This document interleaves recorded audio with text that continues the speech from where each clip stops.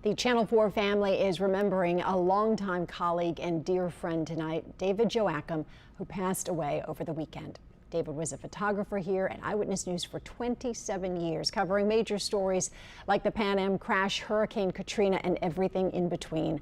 He was a native of Biloxi and began his career in Mississippi before coming to Channel 4 in 1982. And as you can see, he worked on a wide range of news stories, and he was just brilliant at shooting and editing feature stories.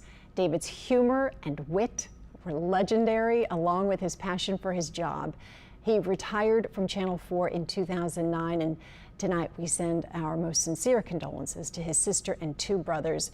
We certainly loved him. David Joachim was 72 years old.